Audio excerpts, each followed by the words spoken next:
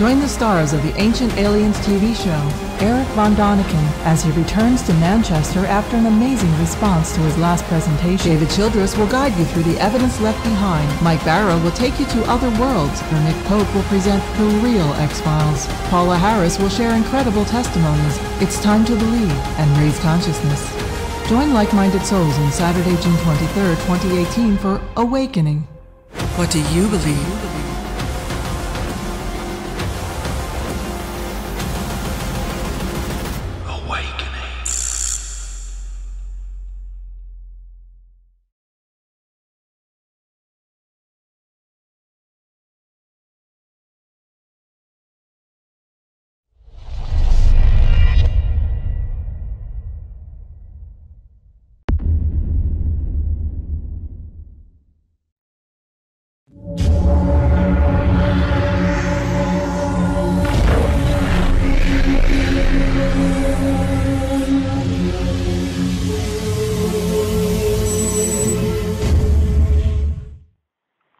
Welcome everybody to this World Satsanga held on the 28th of October 2017 in conjunction with Kevin Moore and The Moore Show. And again, I'm thanking Kevin for all his hard work that he's been doing on his own work, and of course helping me by additionally broadcasting the World Satsanga on his own YouTube website as well, which is fantastic. Also, I noticed that his own work about going and creating a documentary about individuals who work with the energetics, it's called they call us channelers, is going well, and it's been well supported by crowdfunding via Indiegogo. So that's a project that is well required and is going to go ahead, and Kevin's working on it and on travelling to the locations he needs to go to meet people right now. Unfortunately, I'm one of the individuals who is interviewed to be on this documentary, this film, the short film, to indicate that there are people who are seeing more of the greater reality than meets the normal physical eye. Okay, so let's go through the agenda for this particular satsanga. I'm going to go through a question I didn't think I answered fully in the last satsanga, and that is, what is the true sentient self, and what is its relationship with the true energetic self? So I'm going to go into some detail with that and try and explain a bit more about it, about what the true sentient self is. And then we've got a whole group of questions which should probably last about 30 minutes, maybe 40. And then the end of meet meditation is to connect with the true sentient self. And really it's to help us visualize ourselves being the sentience that it is, that is us, rather than us considering ourselves as just being an energetic being, because that's one of the things that holds us in a certain level of understanding. If we start to consider ourselves as being one thing rather than another, then we start to see ourselves as in a limiting way rather than a continuing expansive way. Okay, so what is the true energetic self, and what is the true sentient self? Well, the true energetic self, or TES, is a combination of sentience and energy. And when the source individualized various different units of its own sentience and energy, it individualized those parts of its sentience that was already occupying an area of energy within its own self, as it were, and so the sentience was then naturally associated with what I'm calling a body. It's not a human body or anything else. It's a group of energies or a body of energies that it uses to experience things with. And the sentience itself, with the body of energies, experiences the multiversal environment that the source created to experience, learn and evolve on behalf of itself and on behalf of the source, and ultimately on behalf of the origin. And so the sentience, together with its body of energies, experiences those energies associated with the multiverse and the different environments that are associated with the multiverse, these different universes within the multiverse that are associated with different frequential levels, by being part of those frequential levels, by evolving and increasing the frequency, and therefore being able to place itself within those frequencies and experience those frequencies in the way that they're best experienced, by being part of that particular environment that's supported by those frequencies. And so that's the reason why the sentience is associated with energy, and that's why I'm told to call what we are in our operational sense, whilst we are part of this particular evolutionary cycle, classifying ourselves as energetic beings, or a true energetic self is basically this combination of sentience and energy. But in reality, though, we are just the sentience, because the energy itself can be any particular energy that's within the confines of the volume, if you want to call it that, of that which is the source. So, in essence, our sentience isn't particularly or specifically associated with the body of energy that it was originally given by source. It can move around, it can detach itself from that body of energy and move around and commandeer another body of energy or body of energies to be able to experience that particular location within the multiverse as it wants to, or not, as the case may be. So the true sentient self is sentience, is pure sentience. It's sentience which is detached from the energetic side. The true energetic self is a combination of sentience and energy. The true sentient self is just sentience, with no attachment to energy. So when we talk about the true sentient self, that is the basis, that's the raw basis of what we are, sentience. If you want to call it intelligence or consciousness or beingness or whatever, then you can use those words. But the sentience is, in effect, the part of us which is experiencing things, evolves, considers, learns, creates, understands the creation, modifies the creation, looks for the results from that creativity, and moves forwards in an evolutionary way as a result of that. So the sentience is the thinking, being, considering, creating, modifying, learning, understanding, evolving and progressing part of what we are. The energy side from the true energetic self is simply a vehicle that the sentience uses to be able to do that. So the energy on its own is specifically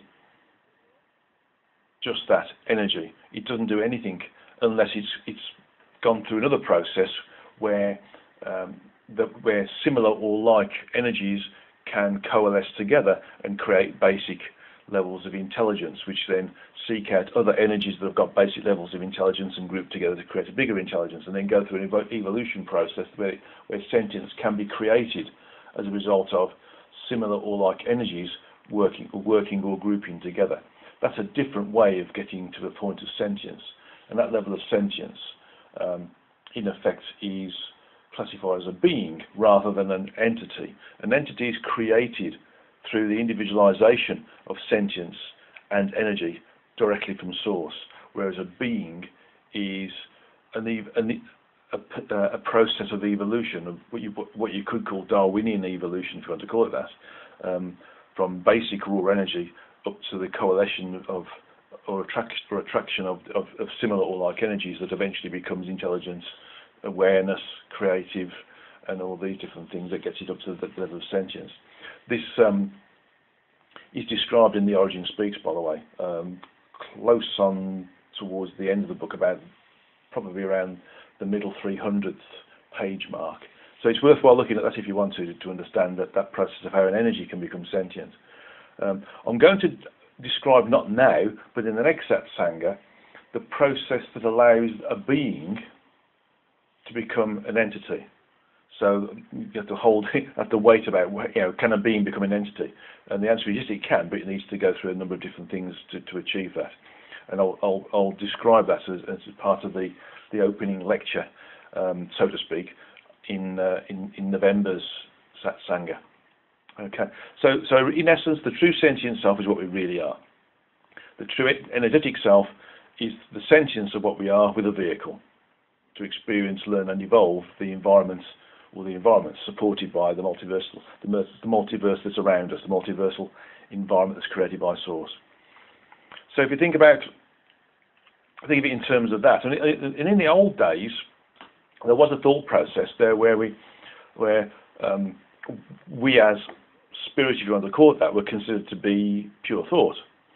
And that's a reasonable description, I feel, of what sentience is. It's pure thought. It is pure state of beingness, not a being, But an entity that is an entity that is in its own self-awareness and is working and experiencing and evolving at the same time.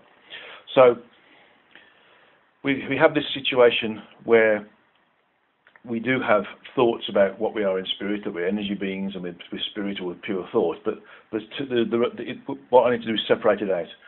An energy being or an energy entity is basically a true and energetic self that's evolved or been individualized and has got a body of energy. The true and energetic self, what we sometimes call pure thought in sort of old metaphysical speak, is the sentience, is the true essence of what we are. It's not the energy, it's the sentience, because the sentience can detach itself from the energy and move to another body or group of energies to experience, learn and evolve within a particular environment that is associated with a location within the multiverse.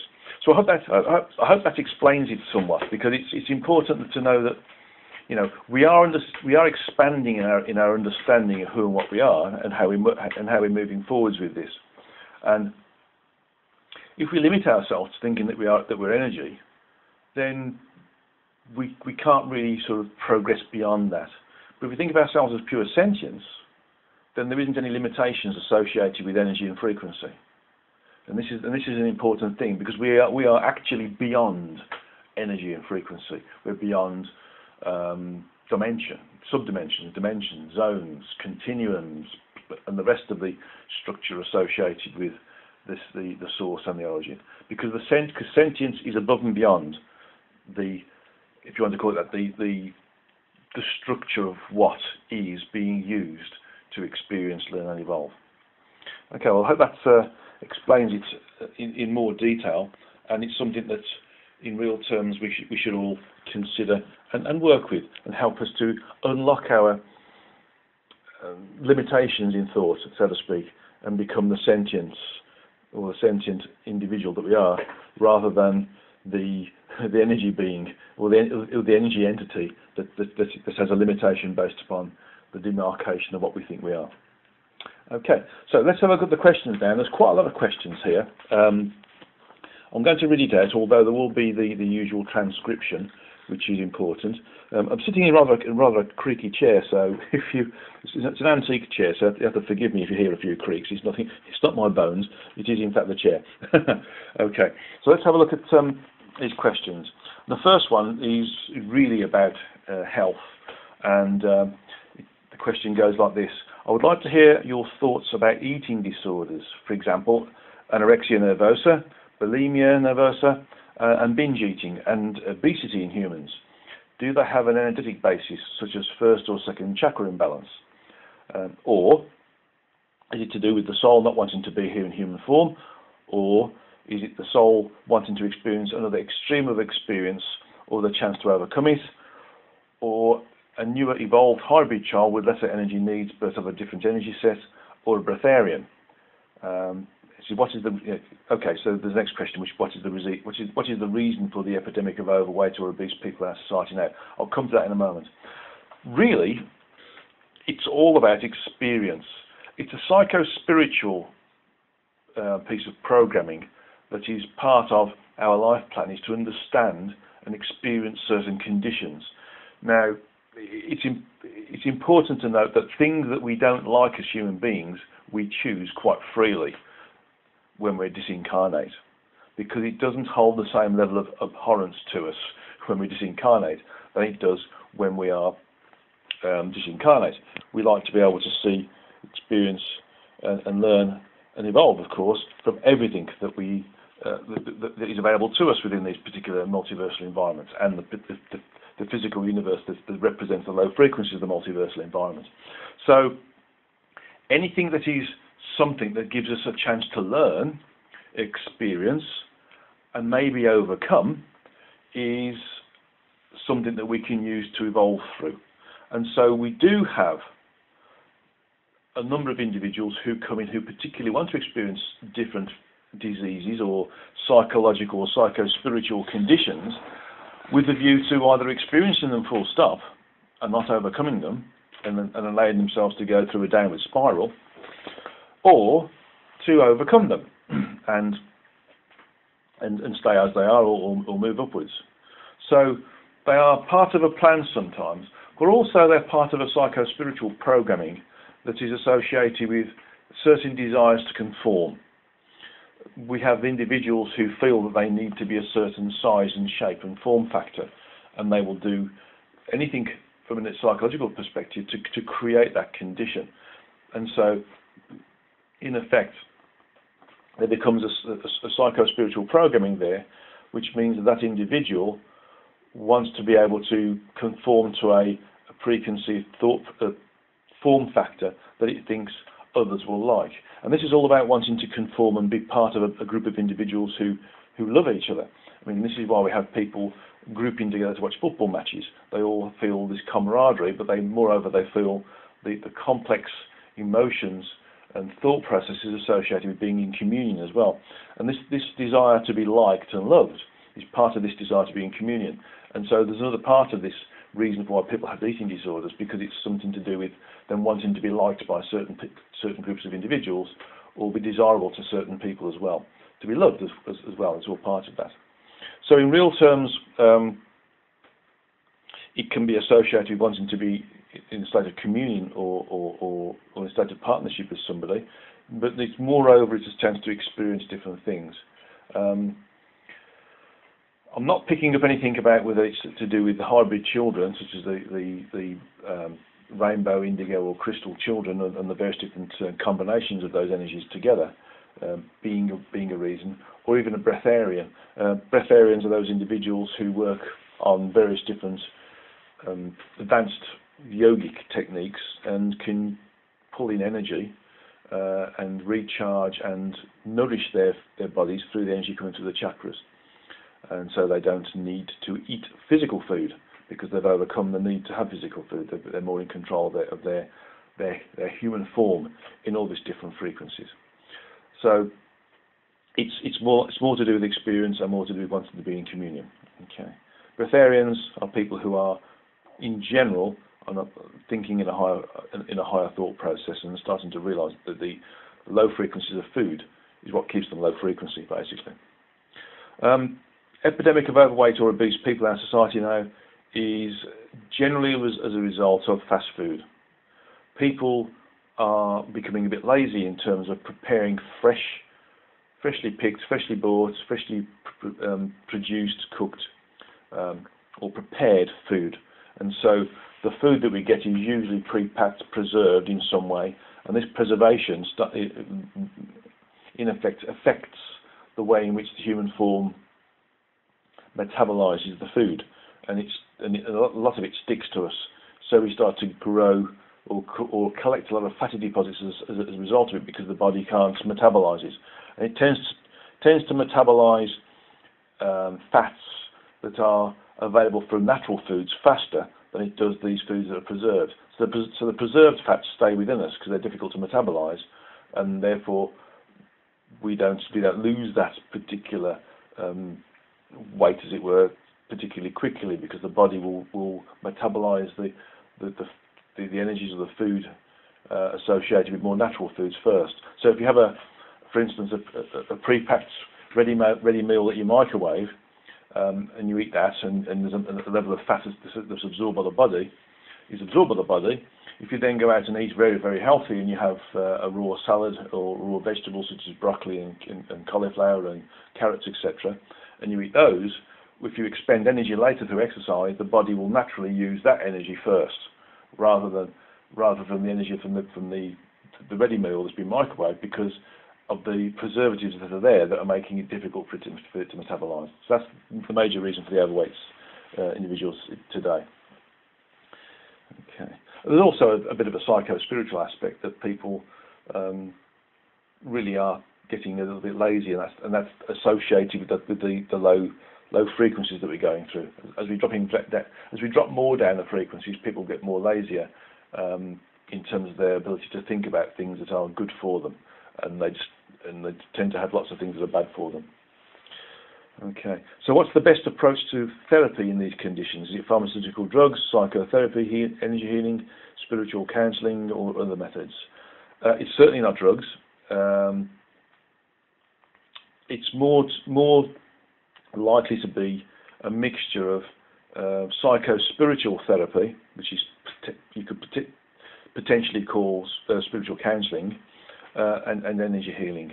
And the objective would be to change the psycho-spiritual programming for people so that they start to change the way they think and behave and act in terms of the energies that they gain through physical means, i.e. eating physical foods. And there's another health-related question here from US. US is the wonderful person who does the transcripts for us, by the way, so thank you very much. Thank you very, very much. What is the reason behind opioid epidemic or crisis in the United States? Opioids are drugs that stimulate the brain's opiate receptors. Some are made from opium and others are semi-synthetic or completely synthetic. They are prescribed as painkillers for chronic pain. And now there's about 100 people die of opioid overdoses per day, more than deaths via gun violence, which is also rampant in the US. Again, is it to do with their overall frequency still going down? And when will we turn around? Is it addiction or something that some souls wanted to experience and potentially recover from? Or is it to do with profiteering by big pharmaceutical companies and medical community? Or all of the above and more? Yes, it is all of the above, basically. It's a whole bunch of those things. In essence, it's a thought process. We want to get a quick fix. We don't want to go through the process of fixing ourselves or working on ourselves and our thought processes to be able to remove that which is causing us pain by allowing ourselves to detach from pain, so detaching ourselves from the physical aspect of what we are. Pain can be removed simply by detaching the consciousness from the focal point of the area of pain and thinking of something else. For example, how many of us have been running or cycling or swimming or walking, and going somewhere and then thought about something?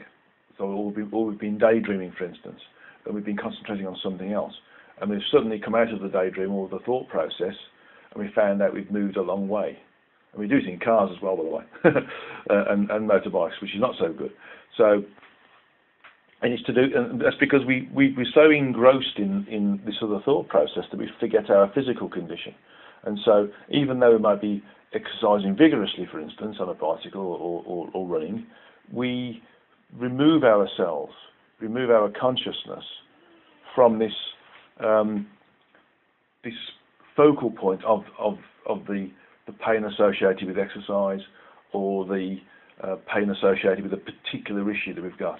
And so we can use those sorts of methods to remove ourselves, to detach ourselves from any pain. And also we can work on healing ourselves as well. But in real terms, it's to do with low frequency thoughts, behaviours and actions, and again, laziness associated with it. But also it's to do with being associated with addiction and experiencing addiction and sometimes not coming out of the addiction, but also wanting to move forwards and recover from that addiction as well.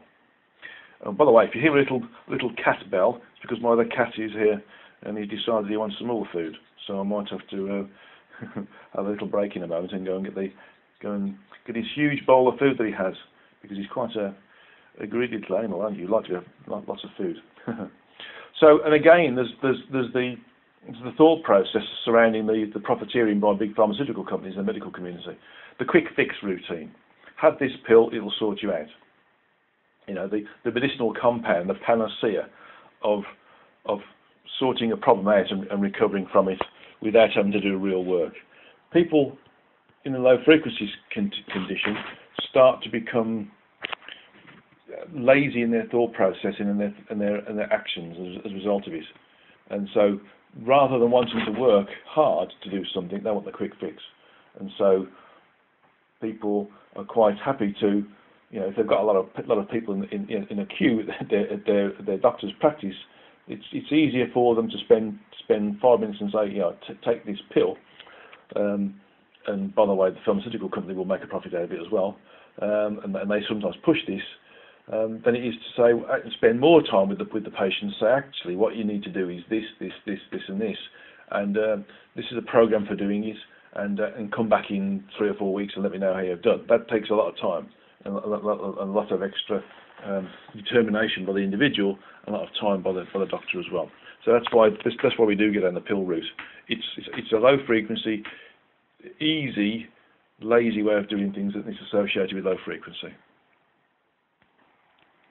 Okay, cat having been fed, and now with his head well and truly in his physical low frequency food, we'll go on to the next question. And it says, "Hi Guy, if time is an illusion, then it seems that there will be no sequence to events, so they will occur at the same time, or the same frame or event. If so, why is it that we experience events in sequence?" It's because we're in a low frequency environment, and because we're in a low frequency environment and we are detached from our true energetic self, the combination of sentience and energy, we aren't able to operate on a higher frequency. And when we can't operate on a higher frequency, we can't observe things in the complete functional manner that we're supposed to. So we see things as a series of events rather than a collective of events. Now, as we see things in events in a sequence, we see the sequence of going from A to B, B to C, C to D, and it's simply a function of being low frequency and of being in a position where we are locked in this low frequency and unable to move to a higher frequency where things do show themselves in their true nature, so to speak. So we see things because in sequence of events because it's associated with low frequency, and also it's part of the constraints and the functions of the physical universe being low frequency, that we experience things in a way which are not holistic, so to speak. They're not particularly available to us in anything other than a series of events or a sequence of events that are linear. We see things in a linear fashion because that's the only way we can see things, we can experience things. And that's what it is. So, next bit is, if we indeed experience a life review upon leaving the body, and if time is an illusion and what we are experiencing in this life is event space, then is it possible that we are experiencing this life is actually a life review? That's a very good question. And in actuality, if you look at it from the bigger perspective, then we are experiencing this life, previous lives, future lives, the life reviews, the analysis of the lives, the working with the guides and helpers, the working with the other individual souls or aspects of true energetic souls and other true energetic souls to look at other incarnated experiences and other experiences within different aspects of the multiverse, all concurrently as well. So everything should be considered to be experienced concurrently, rather than just saying that are we actually experiencing just a life review. So in actuality, we're experiencing everything. So we probably can say that one particular aspect of what I just said would be that, yes, we could be experiencing a life review, but in actual fact, if we go from the higher perspective, we're experiencing everything concurrently anyway. Very good question, that, and it's slightly limiting because it's saying that we're experiencing one thing at a time, but we're not experiencing everything at a time, which I know this particular individual, WP, understands. So it's good for other people to understand that, if we consider one thing from a bigger picture, we have to consider everything in the bigger picture and not just isolate one particular item in terms of concurrent experience rather than linear experience. Okay. Next part of it is, if we are here to accrue evolutionary content and time is an illusion, then all such content is already known and has already been accrued. If so, what's the point of it all? The point of it is to be within the points of accrual and experience them. Be in the thick of it, so to speak. To be in the point where there is no observation of what is to be, what could be, what should be, what has been, what will be, and what the possibilities are associated with it. So it's to do with experiencing exactly linearity and being in that linearity. our natural position or a natural function is to, in effect, be in everything concurrently. And so being in everything concurrently is one particular experience, what we naturally are. But being in some things linearly is divorcing ourselves from a natural condition and is a harder position to experience. And so we do it to experience, basically, to experience a limitation. And that's the point of it, basically. And the next one is, if time is an illusion, then how are we to think about the thermodynamic concept of entropy, i.e. the degradation of the matter and energy in the universe to an ultimate state of inert uniformity, as entropy seems to be the function of time. The human body experiences entropy in the form of aging, but I'm not sure if there is no time. But how so if there is no time? The human body experiences entropy because we are programmed to experience entropy. Everything we see, do, hear and experience whilst we are incarnate is programming us to kill our human body, to make it grow from being young to adolescent, to adult maturity, to middle age, to decrepitude, because everything tells us that that's what's got to happen. So we program our human body to do that. The thermodynamic concept of entropy is limited to experiencing the physical universe in the first three frequencies. Scientists call it the first three dimensions, but in my understanding, it's the first three frequencies. And so what we see is matter either being created or energy being created, and then experiencing some level of transformation. For instance, a chemical reaction or an energetic reaction that creates something and then disappears because it's spent, it's burnt out. But what we don't experience at this particular level or frequency level is that matter changes and goes into a different state in a different frequential level. So there is no entropy as such. There is just conversion from one state to another, from one frequency to another. And again, this function of entropy is based upon the observation of what we can see, experience, with our current physical means of detecting things, which is also the human eye and all of our telescopes and everything else, and scientific instruments. But it doesn't take into account higher frequential levels where things change into. So all we see is things being created and disappearing, and that's a function of linearity, and therefore a function of what we would call time, rather than a function of everything being concurrently available in the same space, but changing its form or changing its state. Okay, so I hope that's answered that particular question. Let's go on to the next question from JM. So these questions from JM are basically surrounding the texts from the AND dialogues. And the question is on page 19 of the AND dialogues. What are the frequencies that are even lower than those currently experienced by incarnates? In my understanding, it was my understanding that humans operate in the lowest frequencies of the physical universe. And so what are the frequencies below our lower frequencies, and what sort of beings inhabit these frequencies? In brackets, I assume us human. The person asking the question said, I used to practice sending light to the hellish regions around the earth, and I wondered if my light work had any effect on other beings, perhaps in the lower frequencies. Well, basically the human form is created through the use of 10 frequency sets that are part of and concurrent with the frequencies that are used within the multiverse, but specifically within the physical universe. And the gross physical aspect is the first three frequencies. And although we are currently, although we're dropping down the frequencies, slightly above the third frequency level, because we don't specifically jump up from one frequency to another per se, we go through sub-frequencies. There are sort of sub-frequencies below the third, so there's sub-frequencies below the third to the second, the sub-frequencies between the second and first, and the sub-frequencies between the first and what we would call the zero level in a sort of linear way. Although, again, there is no such thing as linearity, but this is just an example to help us understand. But in essence, what these things are people who are, or frequencies that are specifically low, where we don't consider anything that is above and beyond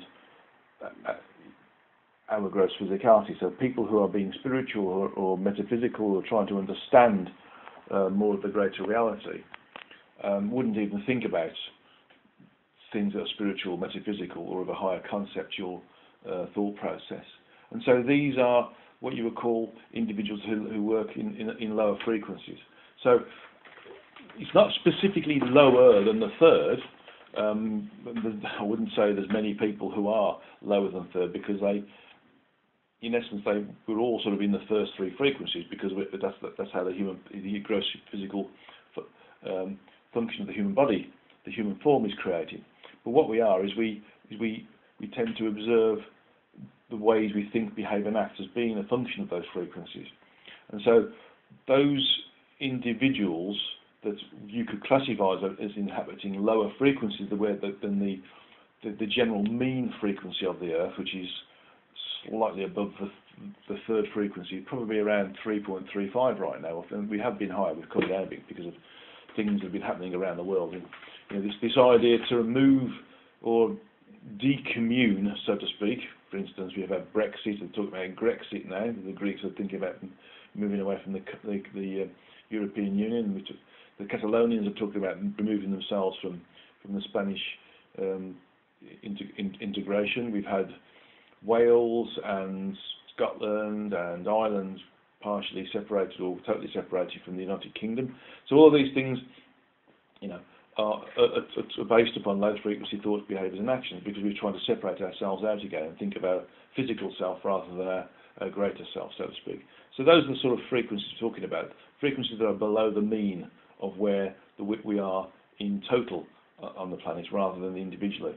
So in real terms, you could call, if you want to call them hellish, because those are frequencies where people think only of themselves as the human being.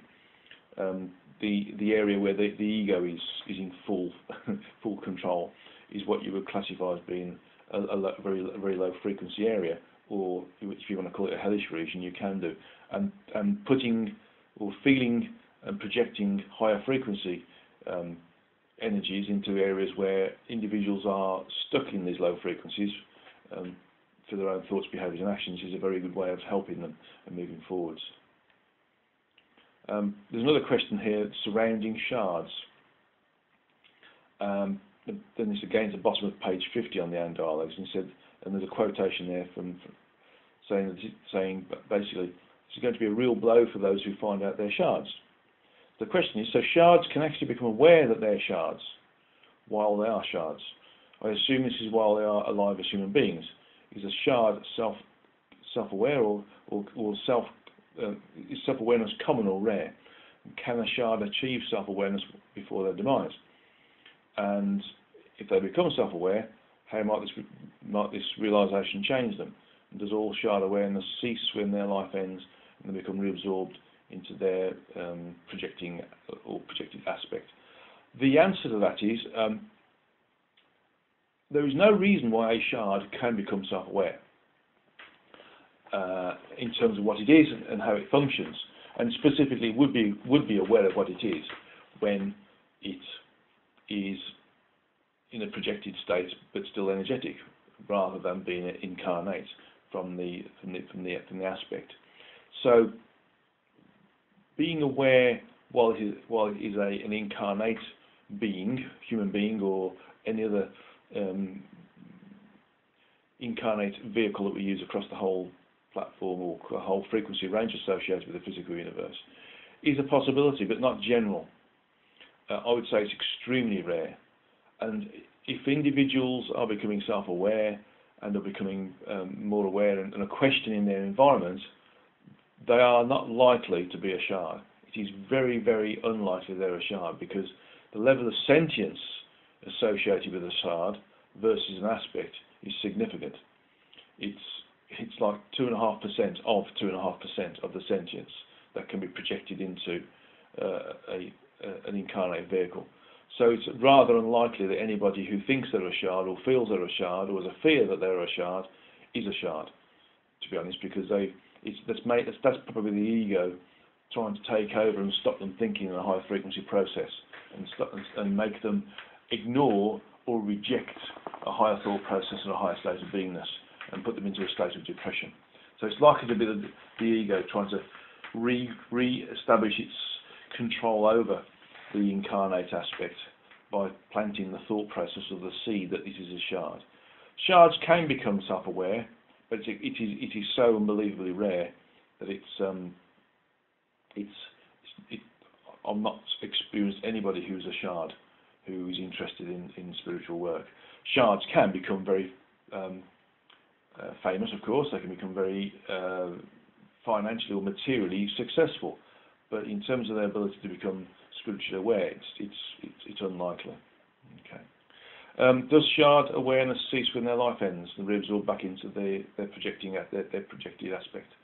The answer is, in general, yes. They go back into full communion. It would only be if the aspect requires the individualization of the personality that is created through a specific projection into an incarnate vehicle, because it is useful for further incarnations in the same way that the aspect itself can maintain its individuality within the true energetic self. If the true energetic self wants to maintain that particular experiential condition that's created through experience, and therefore creates a personality or a level of experience by one part of the sentience, and therefore the energy as well that's been projected into the physical, and wants to maintain that as an individualized state. So it's only if the aspect particularly wants to maintain that level of individuality for that shard that it will stay individualized in some way, shape or form, and then you'll be allowed to go into one of the various different types of communion that are available to it. And we've gone through the states of communion within previous questioning and lectures that I've given. But if you go onto the website and look at the events and then lectures, and you look for the who we are and how we incarnate, you'll find within that particular PDF file towards the end you'll see the various different states of communion there. Okay. So the next question is on page 51, paragraph 4. I see that another quote here. I can still see the fear in the eyes of some shards, though.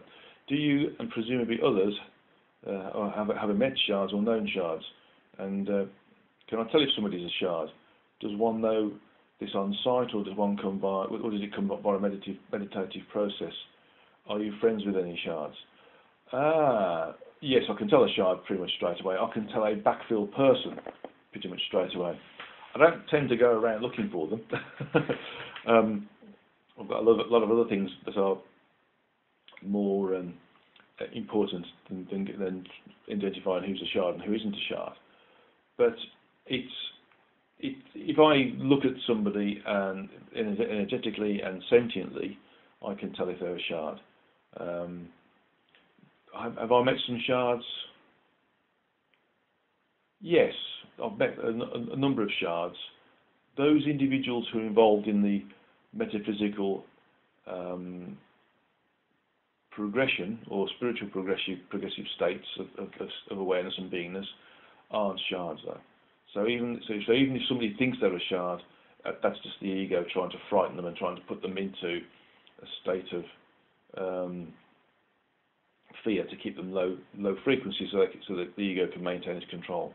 I mean, the fact that a shard, generally loses its individuality upon the demise of the human form would if a shard was self-aware, probably create concern, because the whole point of that is in essence what humans fear the most, which is real and true sort of dissolution, so to speak, complete dissolution of the state of beingness, of oneness, of individuality, of beingness, of sentience. So yes, knowing that you're a shard and knowing that you're more than likely going to lose your personality and everything that was you upon the demise of the physical bodies, but if you're aware of that, would be a bit of a shock, of no doubt. But if you are, as a shard, in a very rare state, if you are being having more thoughtful thoughts and going into the more metaphysical side, then it's rather likely that your aspect may want to maintain you in an individualized state. But again, if you're listening to this recording, you're not a shard. That's not normally what happens. Shards, again, only have 2.5% in general of the 2.5% of the sentience that's projected from the true energetic self to the incarnate vehicle. Okay.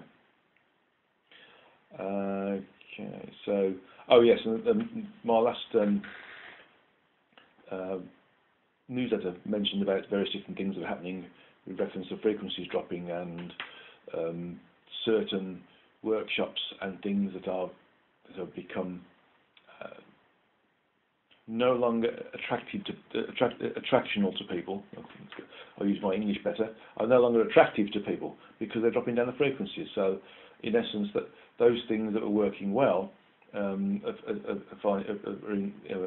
not functioning well, and people aren't becoming more interested in metaphysical things. So, certain workshops that I've done and have been very successful in the past have had to be cancelled at the end of the year, specifically because of lack of interest. But that's because of the way we are. We're dropping down the frequencies. So it's not something I'm concerned about or worried about, although I'm worried about the whole human race, by the way. But it's not going to stop me from being dedicated to what I'm doing, or going to stop my enthusiasm. Moreover, it's going to let me continue to, for want of a better word, keep the logs that are burning, and only throw the odd damp log on the fire rather than lots of damp logs on the fire. Because if you throw lots of damp logs on the fire, you extinguish those logs that are burning. But if you put the odd damp log on the fire, the burning logs dry out the damp log, and that starts to burn as well. So it's all about working with the environment that we're in, understanding what's going on, and doing the best we can to move forwards and keep the high frequencies going. Okay, got a question now from DT, and first question is, I do have one question for the Origin. The Origin mentioned that it was busy with other projects, and I was wondering what it was up to. I mean, what does the Origin do to keep busy? Thank you for all that you do for us. The Origin is basically investigating its area of polyomniscient sentient self-awareness and expanding it. And by that I mean there's an area that it's aware of. I think I've explained this before. There's an area that it's aware of, and there's an area that it is able to work with in a complete and in-depth way. And what it wants to do is work with that other area that it's aware of, and understand that in a complete and in-depth way. And so that's what it's doing basically.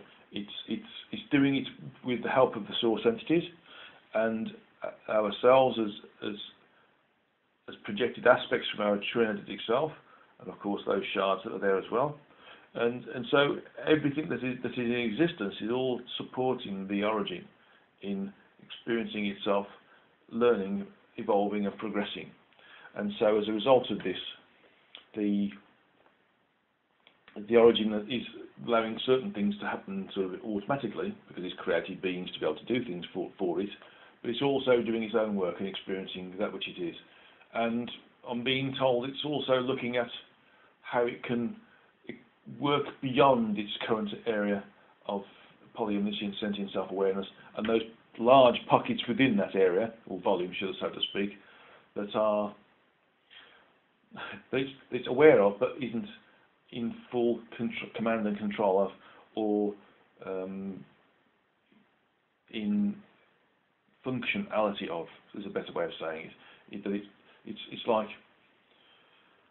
for instance, we live in an area and we know our location, we know our house, we know particular rooms, we know where everything is in the room mostly, unless we lose something.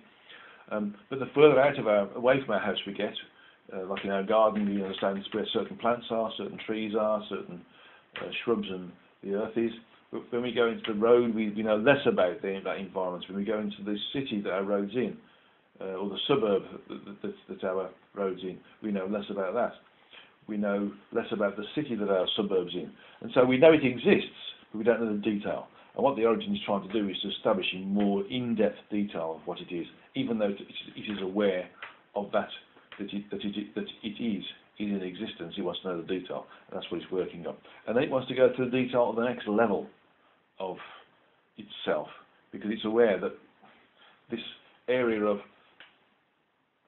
self-awareness and with pockets of polyomniscient sentient self-awareness is only a small part of what it really is.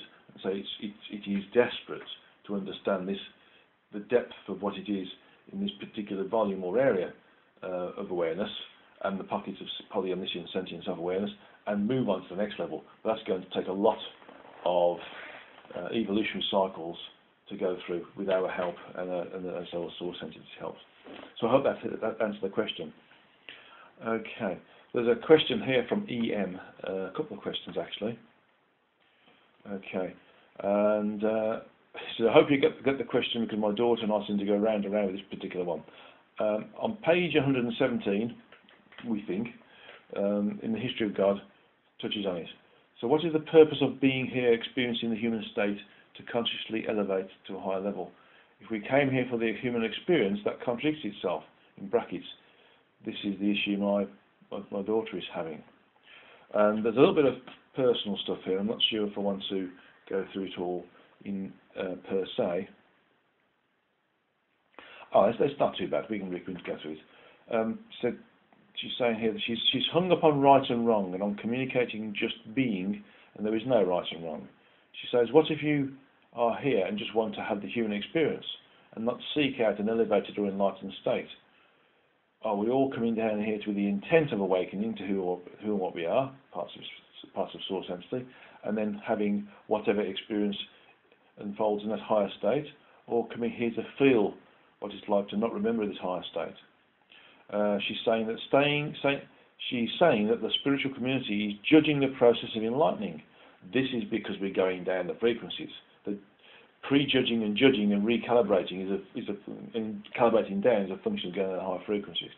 So if your purpose is to become enlightened in the physical and you're not doing it, in brackets, your guides, etc., are not nudging you and you're not responding because you're not recognising the message, does that make the trip down here a waste of time? You are not getting your bang for buck, for instance, like the person doing the full bore into the whole spiritual life. And are the individuals that are choosing the path of direct knowing, in brackets, I believe we're all becoming enlightened, even if we're a plumber in Idaho with 5 kids and a drug addict wife, never thinks about the source entity, getting more from this journey than the guy who never opens a spiritual book or listens to a Kevin Moore show, for instance. Well, basically, we do have what could be classified as holiday lives. Difficult to have a holiday life and think it's a holiday. But just being here and experiencing something is an experience. We don't have to be number one or top dog in this, that, or the other. We don't have to become self-aware in a particular incarnation to be experienced, learn, and evolve. I mean, it's nice to become self-aware, and actually, the whole point of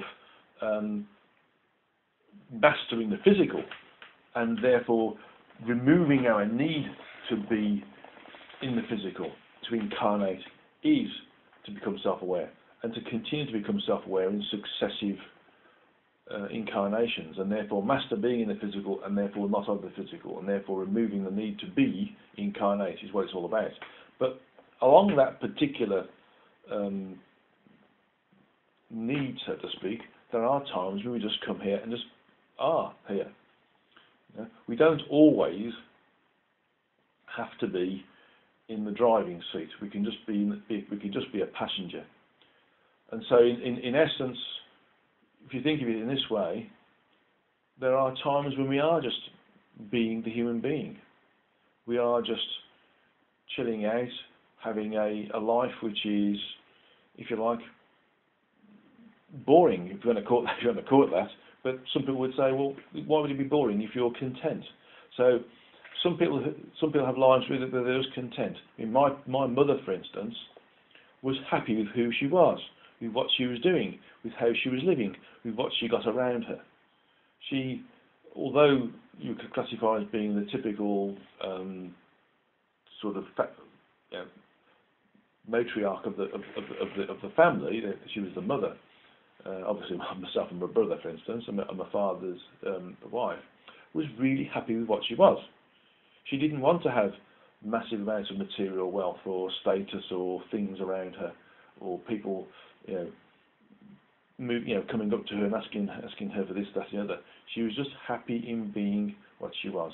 She was content, and that in itself is another piece of the jigsaw puzzle that gets us onto the state of enlightenment or awareness. Because being content means that you have, again, in another way of considering it, removed yourself from the material addictions of being in the physical world, and as such are mastering the incarnate state and removing yourself from the need to incarnate. So just being here is enough. Just being here and experiencing what you're experiencing in extreme circumstances or limited circumstances is good enough. So again, it's about what you're doing and how you're doing it that matters, not the intensity or the positive and negative, the up and down, left and right, forwards and backwards, the intense need to evolve, the intense need to experience versus the just being happy with the state of what we are. It's unimportant. In this particular incarnation we may be doing this, but next incarnation or the previous incarnation we may have been extremely active in our particular life plan, for instance. And so it doesn't really matter.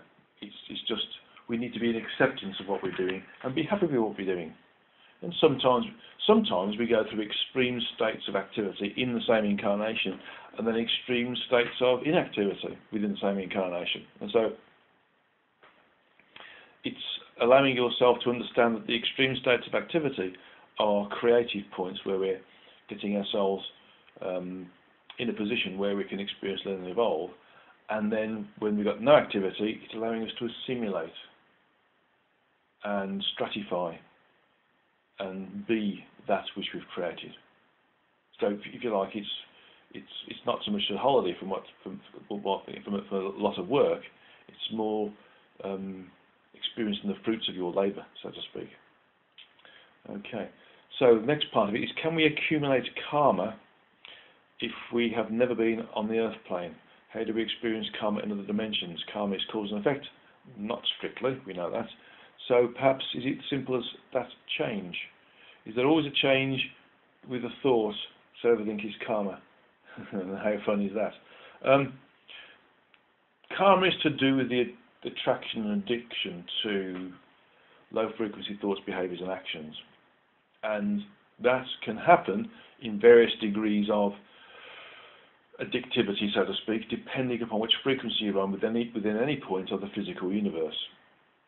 It's just the earth plane, because we've got an individualized free will, it seems to be more easier to become addicted to low frequency thoughts, behaviours and actions than it does anywhere else within the physical universe.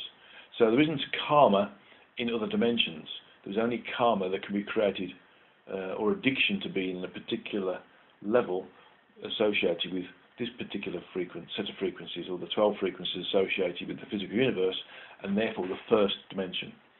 So we don't experience karma in other dimensions because we're higher frequency and we understand who and what we are. Very simple.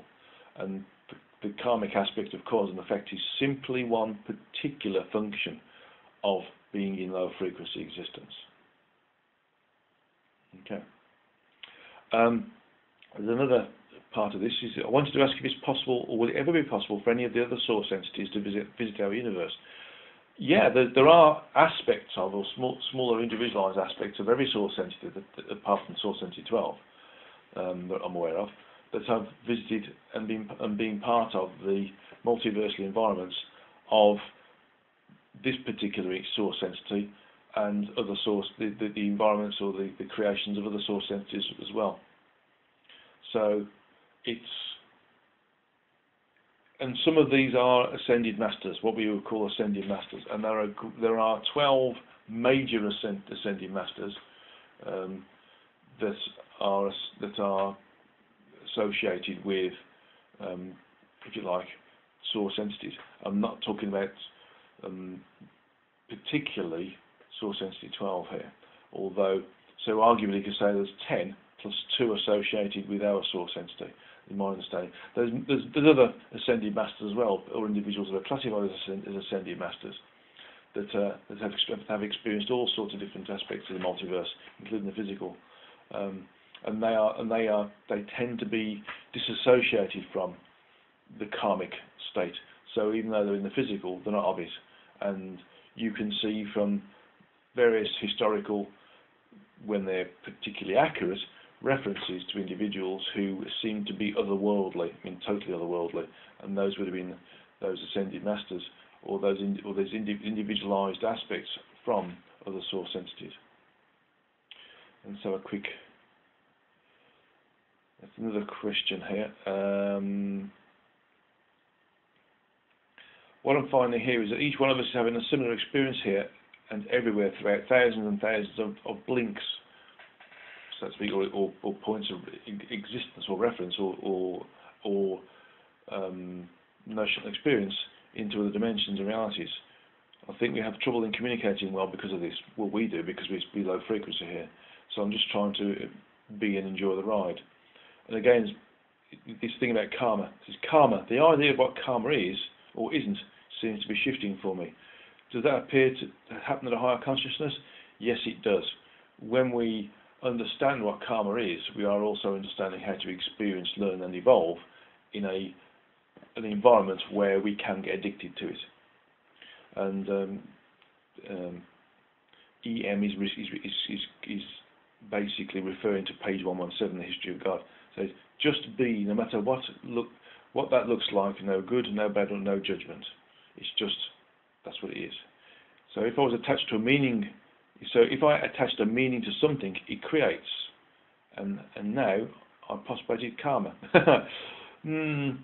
No, not really. If you are addicted to that thought process or that meaningness, then it's that particular thought process of meaningness is attributed to the low frequencies of this environment, then yes, you could classify it as being karma in a very loose sense and very, very sort of fine sense.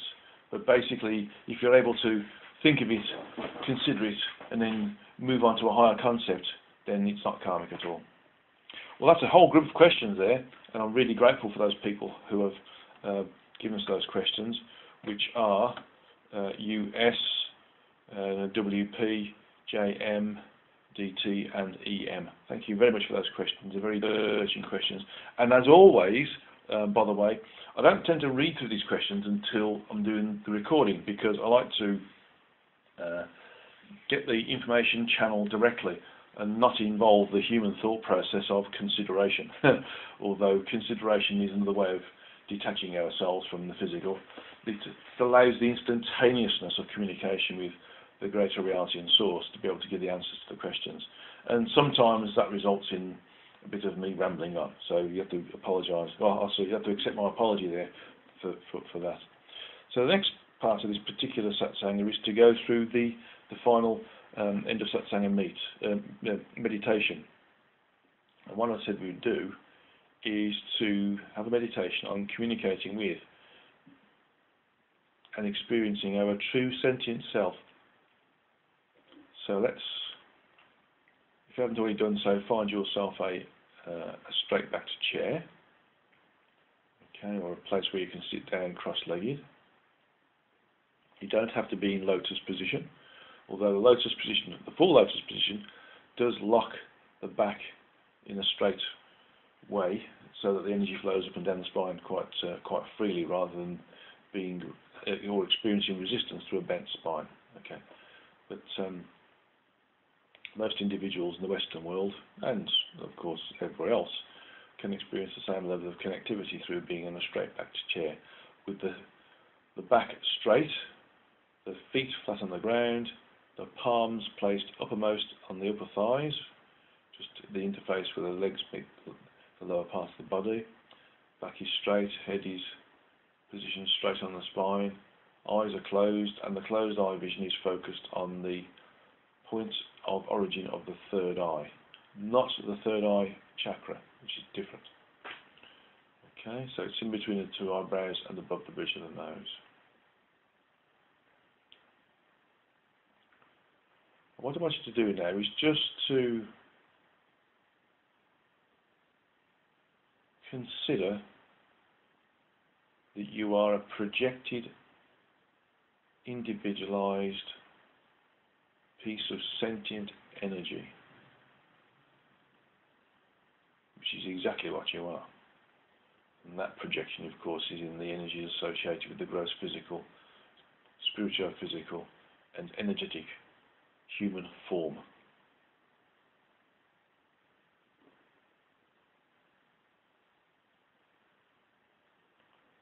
But to detach ourselves from that momentarily and go back into our true energetic self,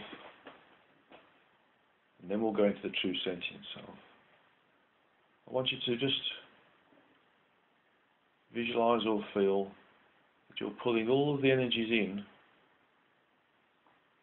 from the extremities of the body. These are the fingers, the toes, the head, the ears, the nose. Okay. All towards the core of your body.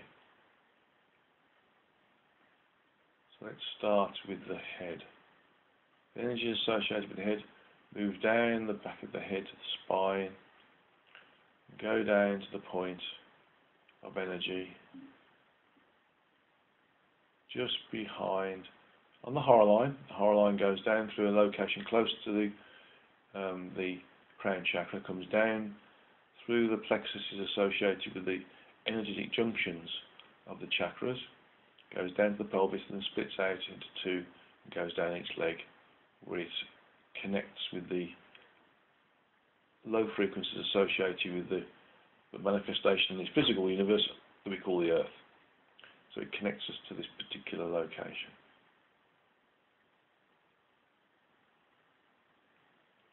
So allow the energies of the head to migrate down the spine and just stop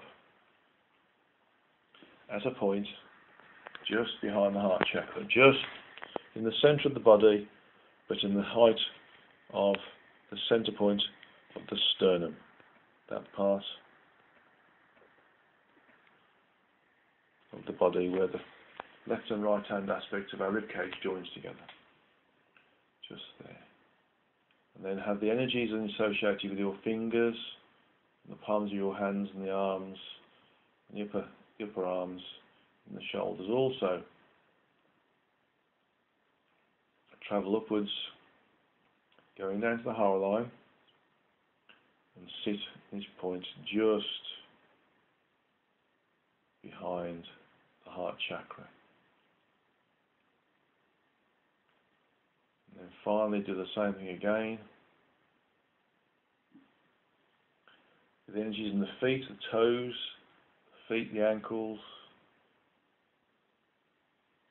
the calves, the lower legs, the knees, the upper legs, the thighs, up to the pelvis, and join together round about the area of the sacral chakra. They move up again to this point just behind the heart chakra. And so all of our energy and sentience associated with the ability to animate our body, our gross physical form, is now sitting behind this area behind the heart chakra, which is called the soul seat. It's the soul seat because it's the area where the sentience is associated with the aspect, the incarnate aspect is located.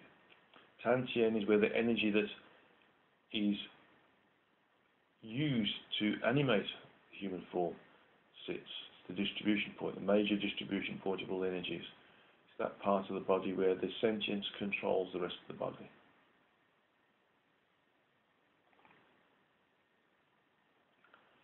Because we're not removing our energies from the rest of the body per se, we're leaving it in the Tantien area, which is 3 inches above the navel and 3 inches in towards the centre of the body. We're going to move our sentience up from the soul seat. It's pointing in the centre of the body, but behind the location of the solar plexus. Okay, that part of the rib cage where the left hand and right hand aspect of the rib cage join together. And allow this sentience, this bright, bluey, whitey, silvery energy that we call the soul seat, to move away from that area. So the soul, or the sentience, moves away from the location that we call the soul seat and starts to move up through the hara line. If you remember, the hara line is a small energetic tube or vortex that allows the continued connectivity between the incarnate aspect and the true energetic self is projected from. So our sentience moves up this tube, this protective tube that protects it from the lowest frequencies associated with the physical universe. Moving up this tube,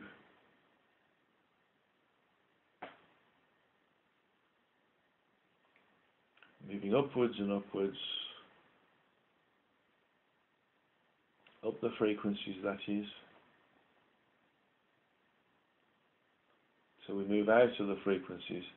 We've gone up the fourth frequency, which is around the area of the heart chakra. The fifth, we've moved up through the sixth and the seventh, and then the step down functions associated with the eighth, ninth and 10th frequency.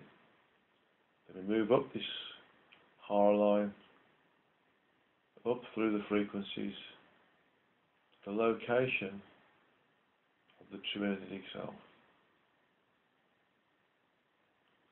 The true energetic self will be located at a frequency within the multiverse that is equal to its evolutionary level.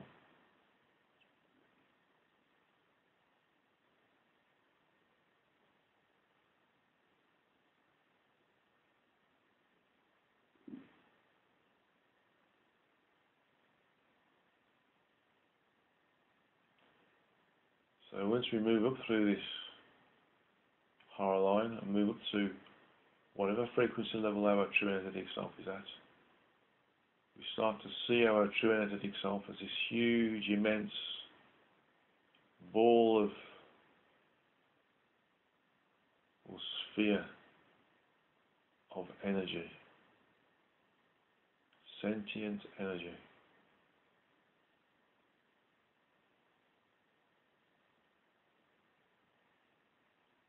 We move closer and closer to this sphere, this ball, and it becomes more and more detailed as we get towards it.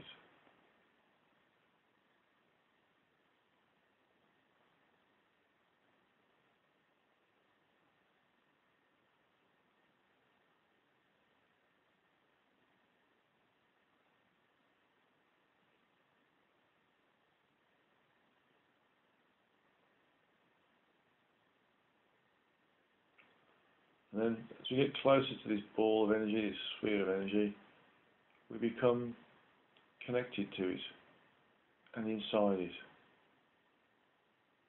We are this bluey, silvery, whitey ball of energy. And our connectivity increases, so we know everything about what we've experienced, what we've learned from, and how we've evolved.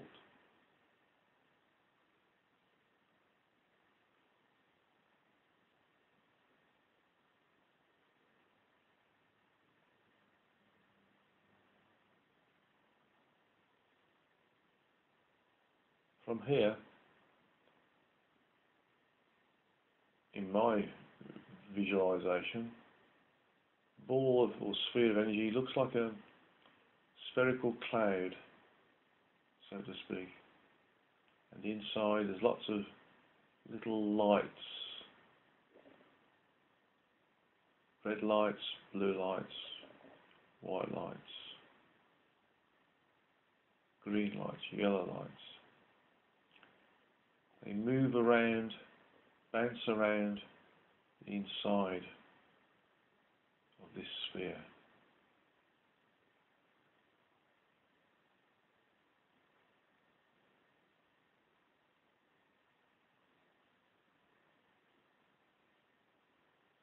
These lights within this sphere,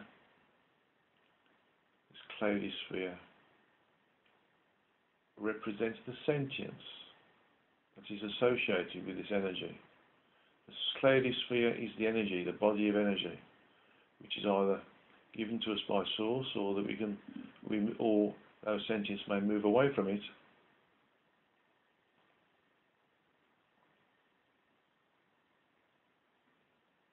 and commandeer its own body of energy, should it decide to do so.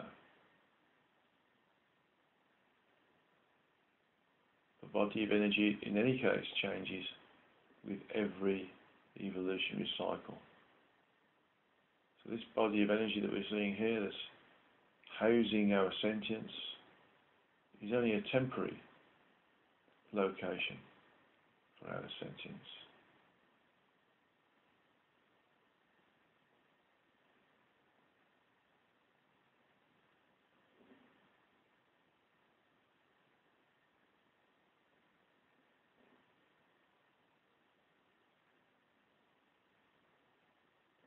So,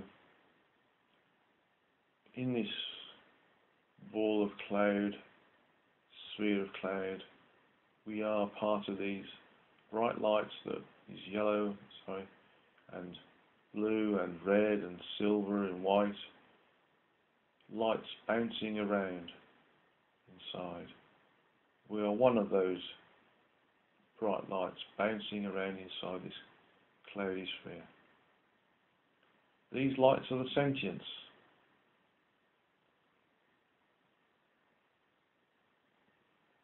The cloudy sphere is the energy that the sentience is using to experience the frequencies associated with multiverse. To experience it in the way it's supposed to be experienced, by being part of that particular level and working with it.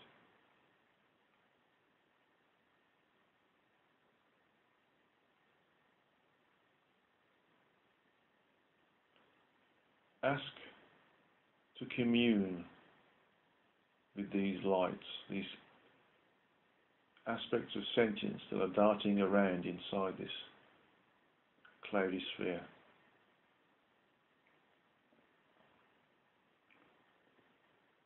Coalesce together with them. Be in communion with them. Be one with them, so there is no one or other, there just is.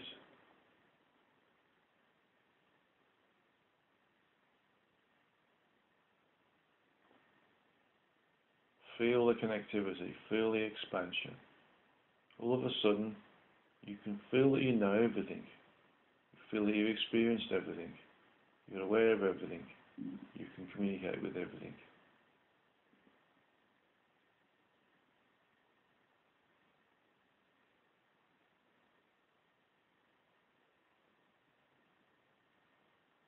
Nothing is an issue, nothing is a problem, everything just is. Now, temporarily suggest to the rest of the sentience that you move out of this body of energy that you're using to experience, learn and evolve during this evolutionary cycle within this particular multiversal environment.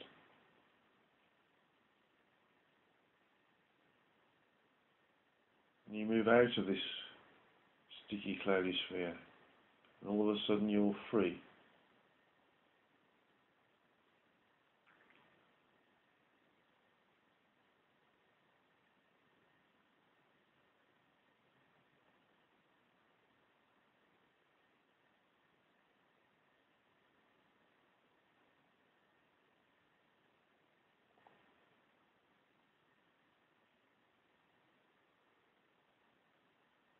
You are simply coalescing sentience, sparks of different coloured light. Don't forget, colour actually doesn't exist. Colour is a function of low frequency physics. It's a function of low frequenciness, something the human eye picks up. But it's a good description for us to help work with what we're doing here.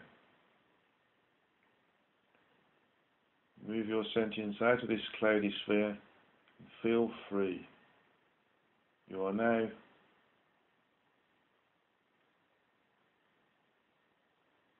what's a better word? Inter-energetic.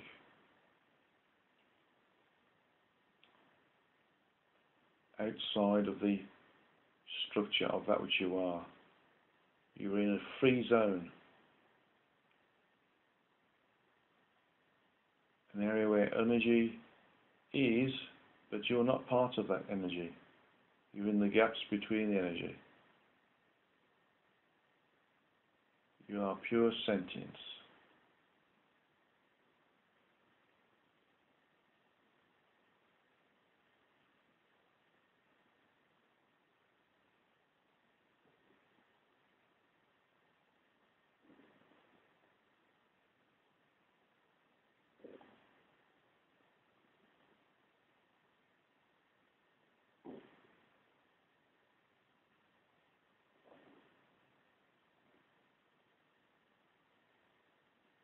Be aware of your sentient state.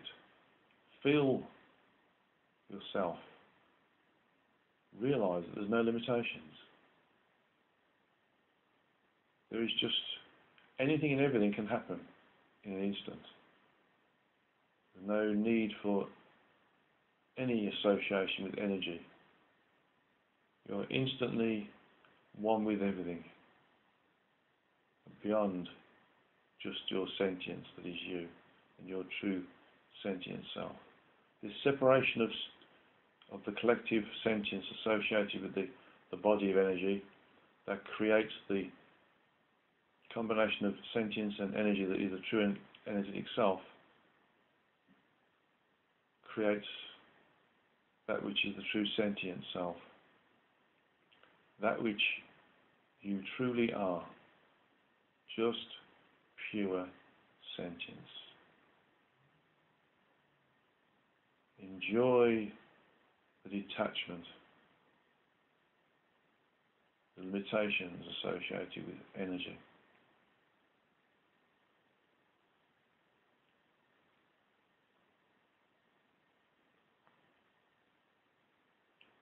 We'll just sit here for a moment in this detached state. Pure sentience. Sentience detached from energy.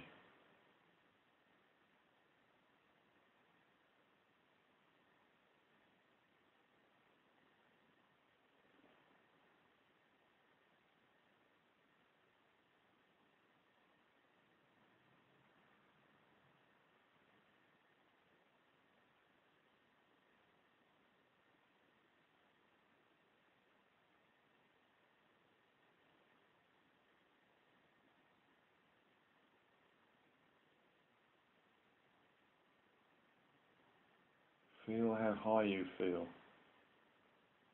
frequentially.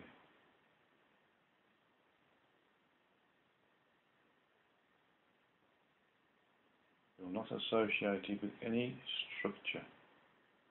You're just sentience.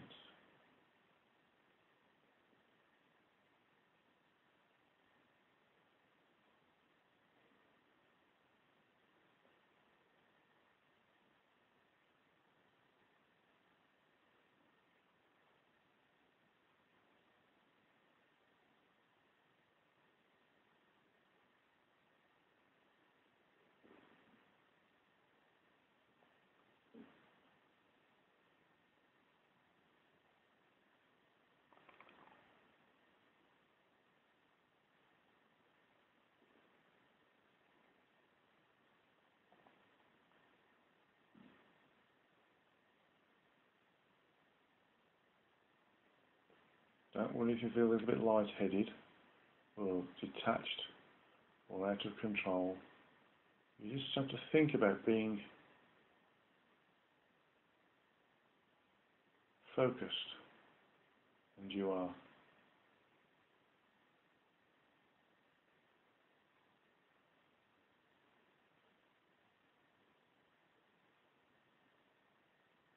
Okay, so let's think about becoming reattached to our body of energy that was given to us by Source to house our sentience, and move back towards this cloudy sphere which looks dull and grey because the sentience associated with it is no longer there, so it's just simply energy. We move into it, feels like cotton wool in comparison to where we've just been, and all of a sudden it lights up as the sentience that is us moves around and darts around it.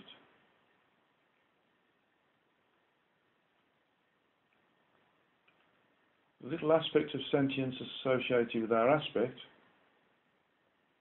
that which has been projected from the Trinity itself, now separates itself out by going back to the Hara line, the little vortex or tube of energy that protects the frequencies associated with the Trinity itself and the sentience on the frequential level that it is associated with its evolution.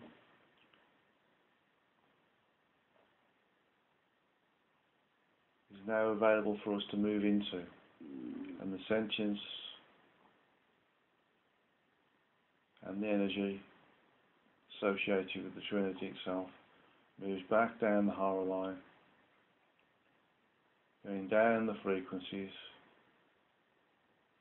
from whichever level of frequency your true energetic self has achieved as a result of its evolution.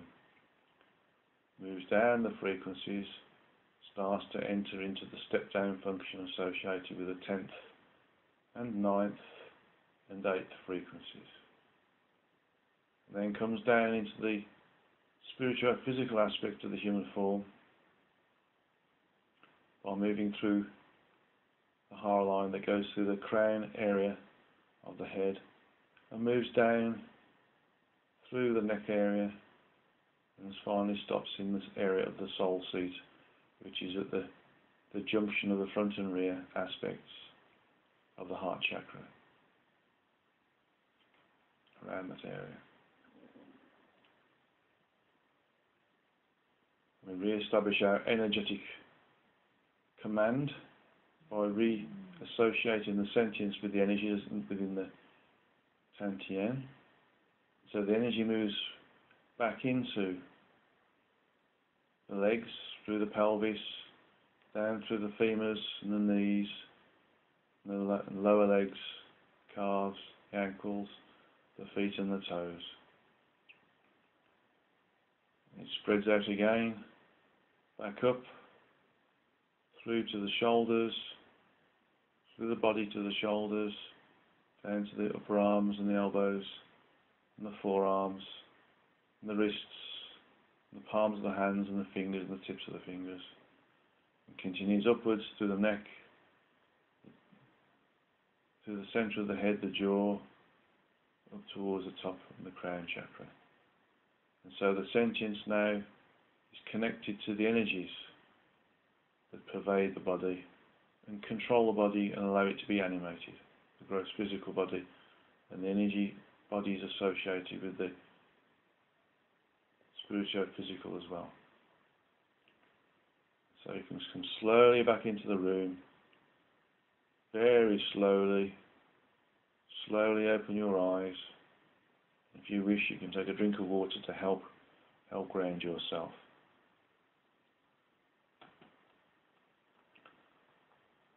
Okay, so that's the end of this particular meditation and the end of this particular Satsanga. I'm just going to establish when the next Satsanga is in November. Very gently come back out of this meditation. It's been quite a profound meditation, so just take your time having some water as well.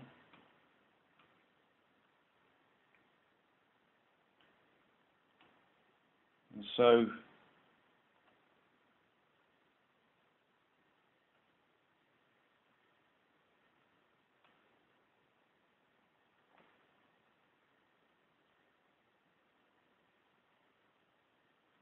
let's look at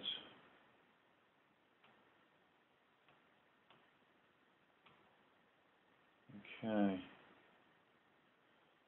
Next satsang is going to be on a Thursday, the 30th of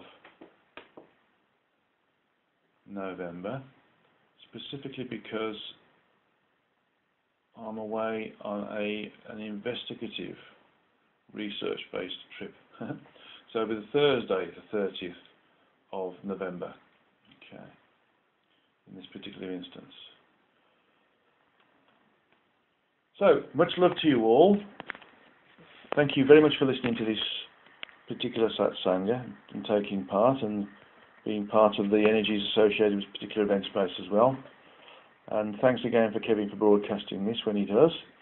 And enjoy the rest of the weekend.